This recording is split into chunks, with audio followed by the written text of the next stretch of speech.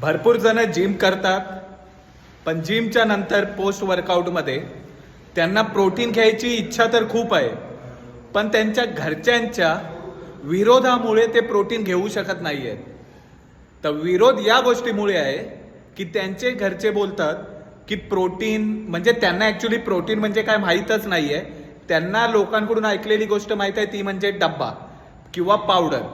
तर मित्रांनो, जर तुम्ही जिमला जाताय तर तुम्ही एवढे कॅपेबल पाहिजे की तुम्ही तुमच्या घरच्यांना, तुमच्या आई वडिलांना प्रोटीन काय आहे, व्हे प्रोटीनमध्ये नेमकं काय असतं, तर आणि ते कशा प्रकारे आपल्या बॉडीची रिकव्हरी करतं, मसल बिल्डअप करतं, आपल्या बॉडीला काय काय अमिनो ॲसिड प्रोव्हाइड करतं, हे सगळं तुम्ही ज्या दिवशी तुमच्या घरच्यांना पटवून द्याल ना, त्याच्यानंतरच त्यांना प्रोटीन घेण्याचं महत्त्व समजेल. कारण आपण जे जेवण 3 टाइम जेवतो किंवा घरातलं खातो, यामध्ये तर कार्ब्स जास्त लोडेड असतात. प्रोटीनची मात्रा 1 ते 2% मोजावी एवढी पण नसेल. मग ह्या सगळ्या गोष्टी जेव्हा तुम्ही त्यांना समजावून सांगाल, त्याच्यानंतरच ते तुम्हाला प्रोटीन घेण्यासाठी अलाव करतील.